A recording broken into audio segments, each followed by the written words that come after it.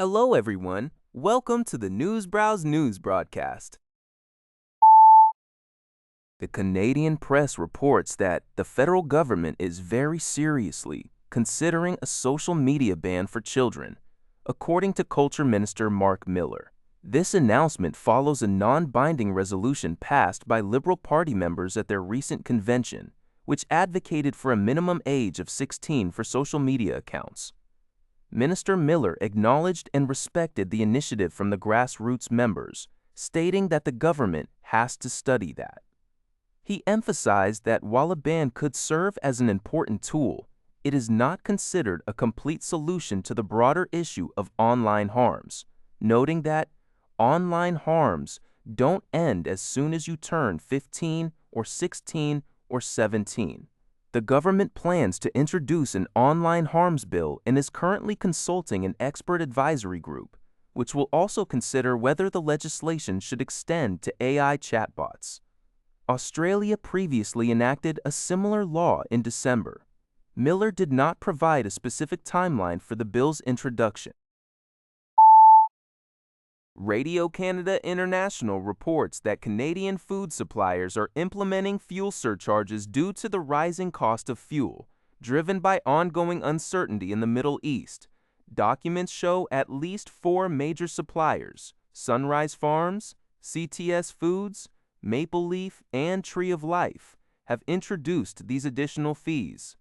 These increases are a direct response to soaring oil prices following the effective closure of the Strait of Hormuz after U.S. and Israeli strikes on Iran in February, while large grocery chains like Empire, owner of Sobeys and Safeway, are reportedly refusing to pay these surcharges.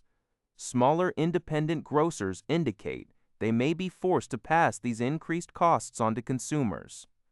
Fraser Johnson, an operations management professor at Western University, explains that transportation can account for 10 to 20% of grocery costs. And while surcharges rise like rockets, they drop like feathers, making it hard to remove them. He suggests that the federal government's fuel tax holiday will likely have minimal impact. Shoppers seeking savings are advised to prioritize locally grown produce, as imported goods will bear significant freight implications. City News Everywhere reports that British Columbia's home sales experienced significant declines across the board in March 2026. According to the BC Real Estate Association, 5,766 homes were sold on the multiple listing service system last month, marking a 3.6% decrease compared to the same period last year. The average home price also slid 2% to just under $940,000, while the overall dollar volume dropped 5.6%, totaling $4.21 billion. Realtors describe the current situation as a very challenging economic environment, influenced by global conflict, rising mortgage rates, and a sluggish economy. The number of home unit sales in March was 34.5% below the 10-year average, reflecting a tough market. Despite these challenges, Brendan Ogmanson, the association's chief economist, expresses optimism that improved affordability and pent-up demand could accelerate sales in the future. For the first 3 months of this year, BC's home sales dollar volume stood at $12.7 billion, a 13% decrease from the previous year, with sales and average prices also lower than 2025 levels.